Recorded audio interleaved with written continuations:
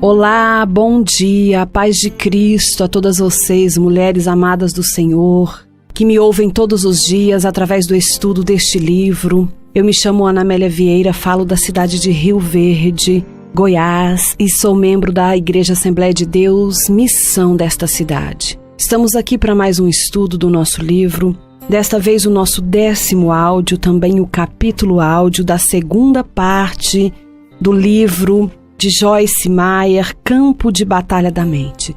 Este livro que tem alcançado muitas vidas, que tem ajudado muitas pessoas a compreender a forma que os pensamentos se processam, a forma que eles têm a grande influência sobre as nossas vidas e como é ter uma mente em Cristo. Sabemos que não é nada fácil nós controlarmos os pensamentos, moldarmos os pensamentos, mas através da palavra do Senhor é plenamente possível, desde que nós tenhamos atitude frente a essas situações, a esses pensamentos que querem dominar a nossa mente e que consequentemente trazem condições de angústia para as nossas vidas e de dificuldades em relação a muitas áreas que vivemos.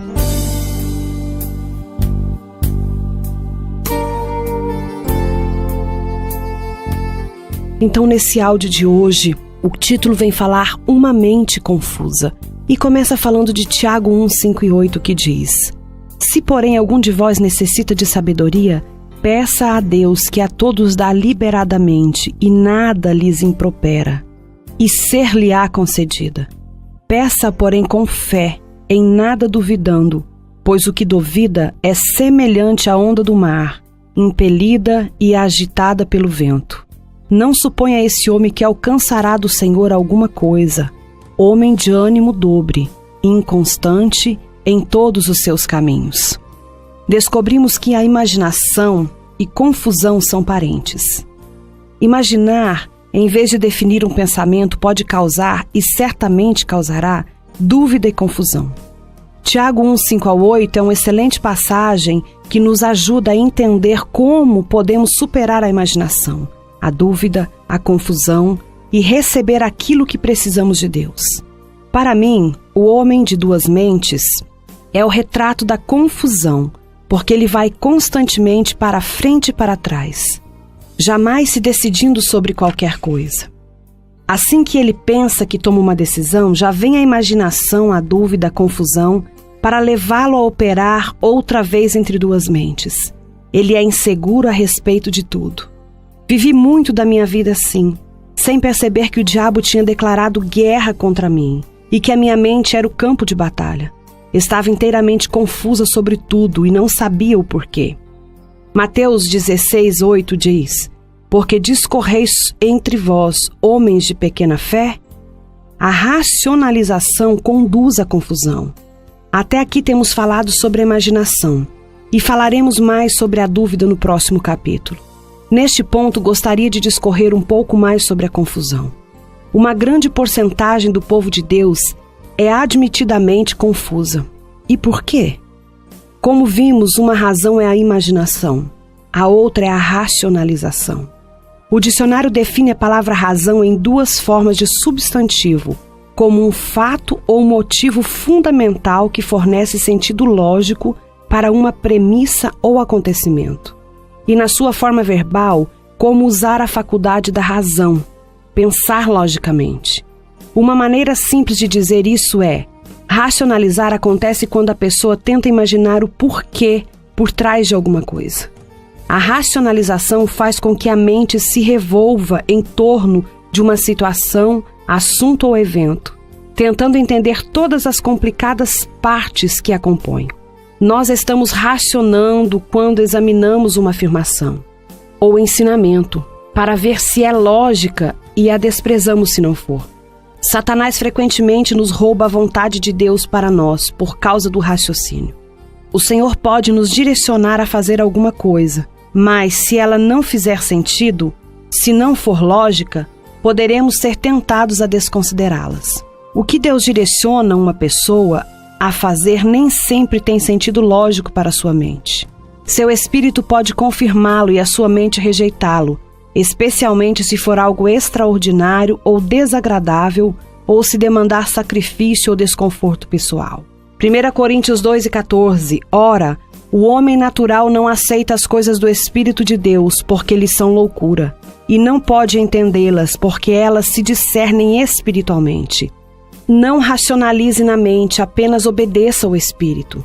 Aqui está uma ilustração pessoal prática, que espero trará mais compreensão sobre a questão de racionalizar na mente em oposição a obedecer no Espírito. Certa manhã, quando estava me vestindo para ministrar em um encontro semanal que dirijo perto da minha cidade, comecei a pensar sobre a mulher que dirigia nosso ministério de ajuda lá, e em como ela tinha sido fiel. Veio um desejo ao meu coração de fazer alguma coisa para abençoá-la de alguma forma. Pai, Ruth Ann tem sido uma bênção para todos nós esses anos, orei. O que posso fazer para ajudá-la? Imediatamente meus olhos caíram sobre um vestido vermelho novo que estava pendurado no meu closet, e sabia em meu coração que o Senhor estava me impedindo de dar aquele vestido a Ruth. Embora o tivesse comprado 3 meses antes, nunca o tinha usado. Para falar a verdade, ainda estava pendurado na sacola plástica em que eu havia trazido para casa.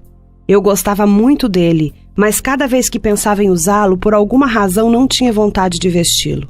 Lembre-se, eu disse que quando os meus olhos caíram sobre o vestido vermelho, eu sabia que deveria dá-lo a Ruth Ann. Entretanto, na verdade, não queria dá-lo. Então, imediatamente comecei a questionar em minha mente que Deus não poderia estar me dizendo para dar-lhe o vestido vermelho porque ele era novinho em folha, nunca tinha sido usado, tinha sido bastante caro e eu tinha até mesmo comprado brincos vermelhos e prateados para combinar com ele. Se eu tivesse mantido minha mente carnal fora da história e continuando a ser sensível a Deus em meu espírito, tudo teria saído muito bem. Mas nós, humanos, temos uma habilidade de nos enganarmos por meio da racionalização quando não queremos realmente fazer o que Deus está dizendo. Em alguns minutos havia me esquecido de tudo e tinha ido cuidar das minhas coisas. O ponto crucial era que eu não queria dar o vestido porque ele era novo e gostava dele. Minha mente arrasou que o desejo que senti poderia não ter sido de Deus, mas que o diabo estava tentando tirar de mim alguma coisa que eu gostava. Algumas semanas mais tarde, estava me arrumando para outra reunião no mesmo local, como anteriormente, quando outra vez o nome de Ruth veio ao meu coração. Comecei a orar por ela. Repeti toda a cena dizendo: Pai, Ruth tem sido uma bênção tão grande para nós. O que posso fazer para abençoá-la? E imediatamente vi o vestido vermelho outra vez e me senti afundando em minha carne, porque agora me lembrava do outro incidente do qual tinha me esquecido rapidamente e totalmente. Desta vez não havia como torcer a situação.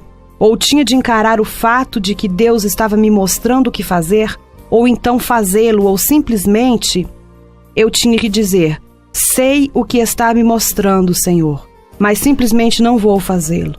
Amo o Senhor demais para desejar desobedecer-lhe intencionalmente. Então comecei a conversar com ele sobre o vestido vermelho. Em poucos minutos percebi que na ocasião anterior eu tinha chegado à minha conclusão fora da vontade de Deus e havia levado apenas um momento para fazê-lo. Tinha pensado que não poderia estar ouvindo o Senhor porque o vestido era novo.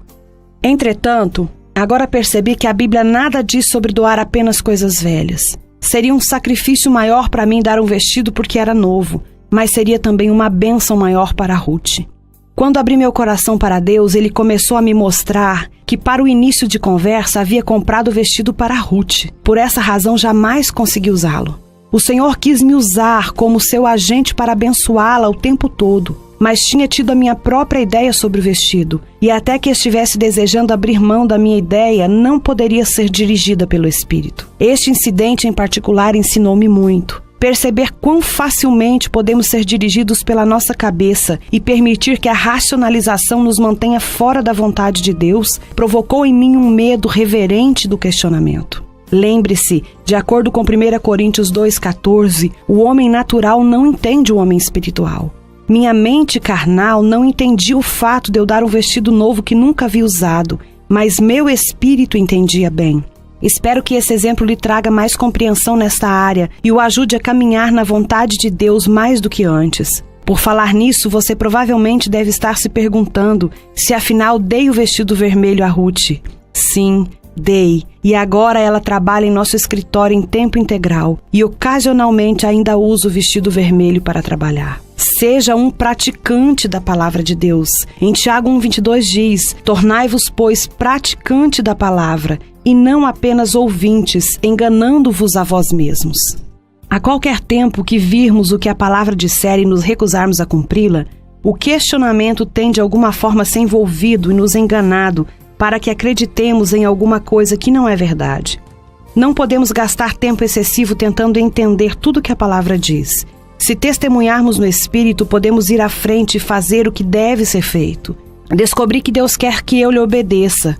Quer tenha vontade, quer eu ache que é uma boa ideia ou quer não. Quando Deus fala por meio da sua palavra ou do nosso homem interior, não devemos arrosar, debater ou nos perguntar se o que ele disse é lógico. Quando Deus fala, devemos nos mobilizar e não racionalizar. Confie em Deus, não há razão humana. Provérbios 3:5 diz: confia no Senhor de todo o seu coração e não te estribes do seu próprio entendimento.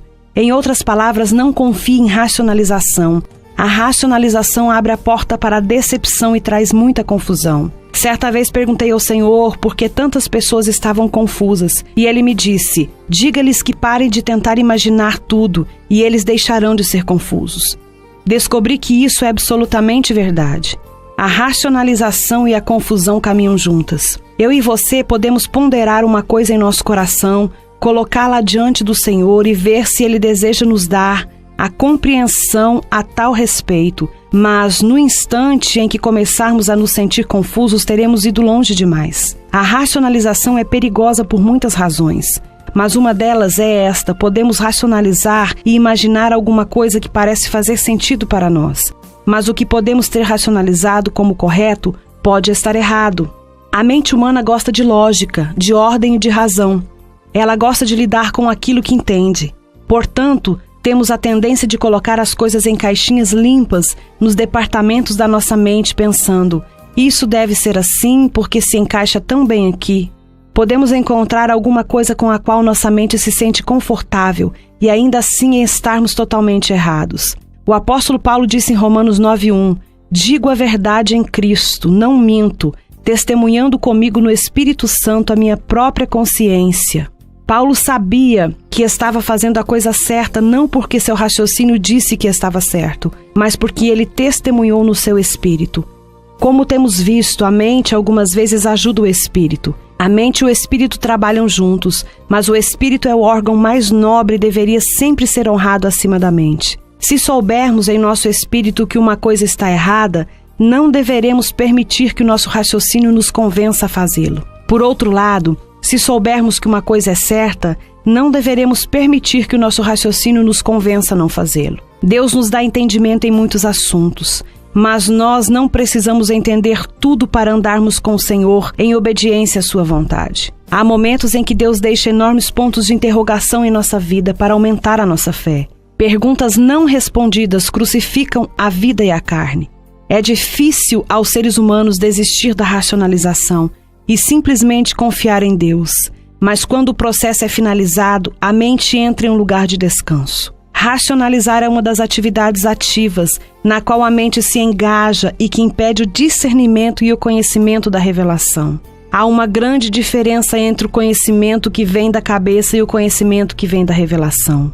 Não sei sobre você, mas quero que Deus me revele as coisas de tal maneira que saiba em meu espírito que o que foi revelado à minha mente está correto. Não quero racionalizar, imaginar e ser lógica, resolvendo minha mente em torno de um assunto até ficar exausta e confusa. Quero experimentar a paz da mente e de coração que vem da confiança de Deus no meu próprio discernimento humano e entendimento. Eu e você devemos crescer até o ponto de ficarmos satisfeitos por conhecer o único que sabe, ainda que não saibamos. Resolva não conhecer nada, exceto a Cristo. Em 1 Coríntios 2:1-2 diz: eu, irmãos, quando fui ter convosco, anunciando-vos o testemunho de Deus, não o fiz em ostentação de linguagem ou de sabedoria, porque decidi nada saber, entre vós senão a Jesus Cristo e este crucificado. Esse era o enfoque de Paulo para o conhecimento e a racionalização. e consegui entendê-lo e apreciá-lo. Levou muito tempo, mas finalmente percebi que em muitos casos, quando menos sei, mais feliz sou. Algumas vezes descobrimos tanto o que isso nos torna infelizes. Sempre fui uma pessoa muito curiosa e inquisitiva.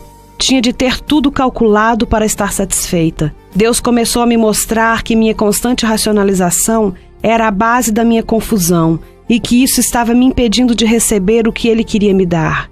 Ele me disse: Joyce, você deve colocar de lado a racionalização carnal se você espera ter discernimento.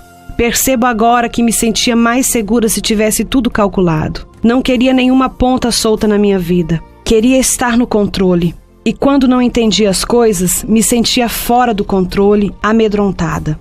Mas alguma coisa estava me faltando. Não tinha paz na mente e estava fisicamente exausta de tanto racionalizar. Este tipo de contínua atividade mental errada até mesmo torna seu corpo físico cansado. E isso pode deixá-lo exausto. Deus exigiu que eu desistisse disso. E sugiro enfaticamente a mesma coisa para qualquer um que seja viciado em racionalização. Sim, eu disse viciado em racionalização. Podemos nos tornar viciados em atividades mentais erradas, da mesma maneira em que alguém pode se viciar em drogas ou álcool ou nicotina. Eu era viciada em racionalização e quando a abandonei tive sintomas de carência. Senti-me perdida e amedrontada porque não sabia o que estava acontecendo. Senti-me até mesmo entediada. Tinha gastado tanto do meu tempo mental racionalizando que quando abandonei essa atividade precisei me acostumar com o fato da minha mente estar em paz. No início parecia tedioso, mas agora amo isso. Enquanto antes costumava dirigir minha mente durante todo o tempo sobre tudo, agora não posso tolerar a dor e o trabalho da racionalização. A racionalização não é a condição normal da qual Deus quer na nossa mente resida.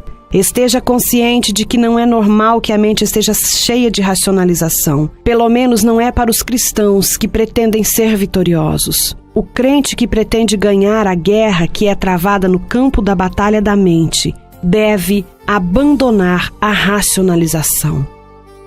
Terminamos mais um áudio do nosso estudo do livro. Hoje falando sobre racionalização, esse tema muito importante que devemos abandonar para termos uma mente cativa ao Senhor e transformadas por Deus. Que o Senhor em Cristo Jesus vos abençoe, em nome de Jesus.